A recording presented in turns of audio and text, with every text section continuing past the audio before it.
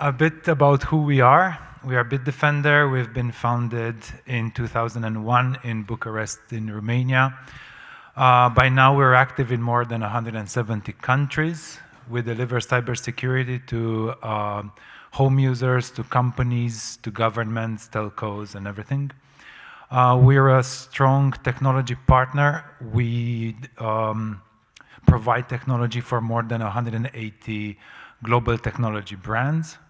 And we've been strategic partners with several big names like Netgear, Ferrari, Orange, SFR, CKH, and San Antonio Spurs. And we've been a member of the prpl Foundation since 2023. I'm Razvan Todor. I'm driving strategic partnerships and alliances at Bitdefender. Today, I'm going to talk to you about basically three things, I think. One is how consumers view home cybersecurity based on our findings and our studies. The other one is why the router is the cornerstone of both the home cybersecurity and the growth of a cybersecurity ecosystem. And the other one is why prpl is the key in doing that. So when we talk about smart home, we've been asking a lot of people if they live in a smart home, and most of them said they don't. And that's because we imagine smart home as something like HAL, or from Space Odyssey, or something like the house from the Jetsons, where the house kind of talks to you, the house prepares lunch, the house knows when you're coming home, when you're leaving, it knows how you like your temperature, and all that, you know. And so people imagine that that's a smart home, but in the end, if you think about it, our home really talks to us. Siri talks to us. It knows when we're coming home. It adjusts the temperature. It actually helps you cooking dinner and everything. So the only reason we don't think this is a smart home is because we didn't receive the smart home all at once like that. We bought several devices and more and more and more devices for different specific functions. So in our heads, we live in a connected home, but it's really like we're surrounded with technology. And the reality shows that a regular home has more than 20 devices. Almost 80% of us own a smart TV or a streaming device. 1 in 2 have a gaming console, laptop, computer. 1 in 3 has a security camera, and so on. So they're surrounded with devices. And this conglomerate of devices in every smart home is under constant attack. Basically, every 24 hours, a regular home gets more than 10 attacks. And the number of IoT-focused attacks, so just on the small devices, has grown with 150% in the last 5 years. And the graphic you see here on the right, we started with less types of attacks. And every year we add more and more, like we added identity theft, now we added AI scams and so on. The interesting thing here is that we never take away nothing. They all stay there. We just add more and more types of attacks.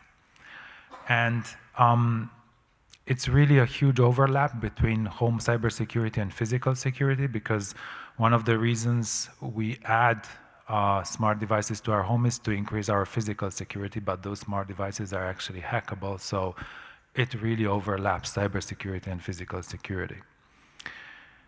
And the heart of all this, the heart of what makes any kind of device smart is connectivity. So the router is at the heart of everything, and the telcos already have the backbone to the consumer digital lives. Still from our studies, we looked at how consumers view the router as a security platform.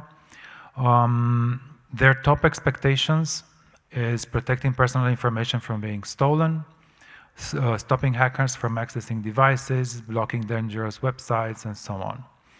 And then most wanted features, sensitive data protection, web protection, exploit prevention, and all that. But the interesting thing here is you see that there's all of them are 69%, 65%, 64%. So people don't actually choose from them. They want all of them because they don't know what they want. And that's actually being revealed when we look at the perceived benefits, when the top three are easy automatic security that works in the background, peace of mind that you are safe online, one solution that protects everything in my home. So when you look at what consumers want from cybersecurity is really an easy to choose from, an easy to enable, and then just peace of mind. Don't tell me what you're doing, just protect everything and let me know that I'm safe and that I've done what's necessary to protect my family. And it makes sense because smart home cybersecurity solution should bring the peace of mind. It should be convenient, automatic. It should protect devices that cannot be protected using traditional protection, like installing endpoint. It protects physical protection devices, and it offers users both protection and convenience because it doesn't need to be installed on all devices. So it doesn't require a lot of action and a lot of understanding from the actual end user. Now, if we look at the router as a business platform for telcos, we see that from our studies, 62% of the subscribers rely on the router provided by their ISP. From what we've talked to several of our partners, in most of the cases, this number is a bit higher. Especially if we talk about the users who use newer router, not some kind of legacy routers. 45% of the respondents think that the ISP should be responsible for their security, and it makes sense because the ISP is actually the one that makes any kind of device smart. And the willingness to pay per month per household for a service bundle that includes cybersecurity, parental controls, enhanced features, and so on, is about $20. This is in the US, but I'm sure it can be extrapolated easily towards Europe. And top use cases for router-based cybersecurity is online shopping or banking, whenever they're making some sort of delicate transactions, guests using the Wi-Fi, smart devices connected to the internet, streaming, protecting the kids, and basically for everything all the time, which kind of checks with what they responded earlier on about needing an umbrella solution that just protects them all the time. Why it makes business sense is because telcos already have the relationship and the infrastructure. Security enhances brand loyalty and reduces churn. And security is a sticky service. Once you enable it and you start seeing benefits and you start feeling protected, it's very unlikely that you will churn. You will say, okay, I don't need this anymore. Cybersecurity brings new revenue, higher retention, brand differentiation. It's scalable, and it opens upsell opportunities, and we're going to talk about the upsell opportunities a bit further down the slides. And it can be implemented with both older and newer routers as well as prpl.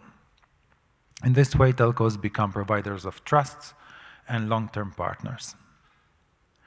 Now, if we talk about prpl, what a telco or a service provider would expect or would wish for would be quick time to market, compatibility, integration, and flexibility, whereas reality shows that we're actually working in a complex environment with diverse firmware and router environments, fragmentation, lots of problems with backports and forwards compatibility, instability that comes from all sorts of updates in different firmwares, and sometimes we get locked in because locked in the router platforms. And this is something that we really like prpl about, and it really changes the game because it allows us to turn router diversity into an advantage with open standard containerization, decoupled services, rapid deployment, and lifecycle control. And I'm sure right about now I'm just evangelizing what everybody else has been saying since this morning. A success story that we've been able to pull through with one of our partners. We deployed the Bitdefender smart home security to their subscribers. Our partner needed a faster way to roll out new applications. They moved to purple, more than 95% of their routers, and we achieved improved efficiency and scalability, easy migration, future-proof architecture, streamlined application integration, and of course, protection and improved digital experience for our subscribers. So if we talk about the router as a cornerstone for our future outlook, to build for the future, the router can actually be the first step into an evolution of a platform for digital services, because it starts with connectivity, then we add cybersecurity, then we add extra services, and finally we build an ecosystem of digital protection for the final user. Okay, growth strategies for the router. The way cybersecurity can be packed and delivered to end users. It's either we can see it as a differentiation, and it's included for all base and promoted as part of the core service, which brings high attach rates and decreases churn. It can be upsell, and it can be included for all base plus a premium paid package that includes extra advanced features. I don't know, think about VPN or parental or any other. It has medium attach rates and reduces churn and increases ARPU, or it can be seen as portfolio up-tiering, high bundle in the upper part of portfolio. It has a lower attach rate because now it needs the consumer to take an action to really understand what they're paying for, but it brings a highest ARPU, and it addresses the tech-savvy customers. And I think this should be about my last slide. We positioned the router in the middle of the growth engine when we talk about digital services towards the home customers. It will bring protection, extra revenue, a lot of added value, and it's the key to a portfolio evolution when we talk about additional services. And thank you.